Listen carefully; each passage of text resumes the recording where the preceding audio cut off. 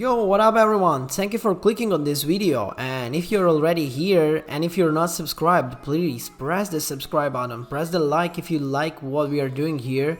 Watch till the end, then you might decide if you want to like it or dislike it, but leave some feedback please, this is gonna be very important for us.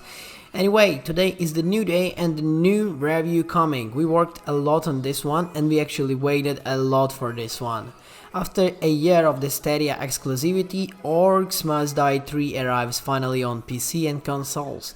But the problem is, there is a lot more competition that its predecessors had in 2012, and a lot less novelty. Developer Robot Entertainment delivers a solid base of tower defense scenarios that will be familiar to the Serio veterans, but this sequel feels more like a modern day refresh than the next step forward from Orcs Must Die 2. The main hook of the Orcs Must Die lies in the zooming into action typical of tower defense setup, playing as one of the several protagonists in either single player or co-op.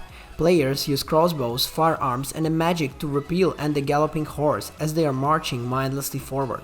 Setting up traps is just the start, as shooting orcs and guiding them away from the pass is just important as the strategizing an optimal lane of straw blades and flippers.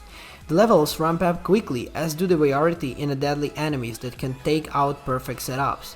As with previous games, Orcs Must Die 3 is great at forcing on-the-fly strategies and keeping in tense at the end of each and every round.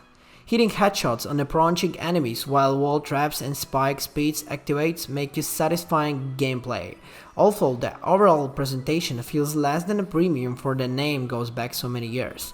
The writing is subpar and all-round filled with the dexterous jokes and tedious character descriptions. This is one case where Doom Eternal style tutorial pop-up might have been preferred, especially early on when the new enemies are either bigger or smaller variants of what's coming before.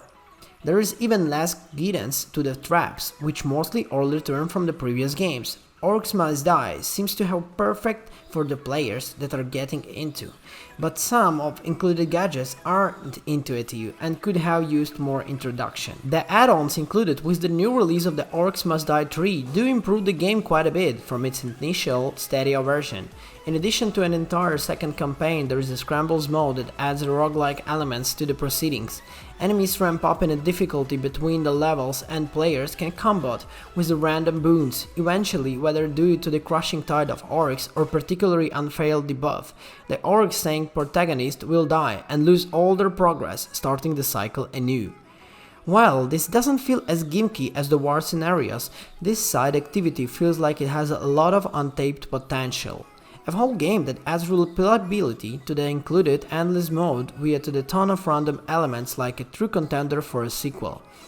As is, the mode is a fun diversion that offers a way for the players to use the weapons and traps they didn't try during the campaign, but it will probably won't last beyond from initial playthrough.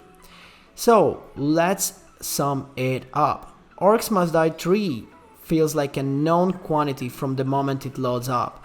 Those who have never played before will have a great time discovering the various traps and monsters the developer the Robot Entertainment have come up with over the years, but experienced players don't have much to get excited about. The additions are nice for what they are, but they don't give a true upgrade to what the series is known for beyond the graphical bump that comes with the making game on the new hardware like, let's say for example, Xbox Series X. There is no denying that this is the best that Orcs Must Die 3 looked, and the war levels do throw more enemies than ever at players. Going in with lower experience to the remaster than a full sequel makes all the difference. But it's hard to say whether or not the game that still feels like Decade All is worth return at 3. So our mark will be 4 out of 5. This game is actually super fun, like I said. There is some ins and outs, but overall, that's a great game. Thank you guys for watching this video. Please don't forget what I asked you in the beginning of the video. I hope you already liked the video. I hope you're subscribed. And I'm really happy to see the feedback under the video.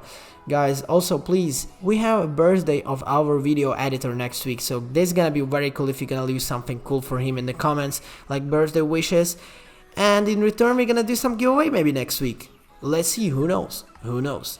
Thank you guys and see you in the next one.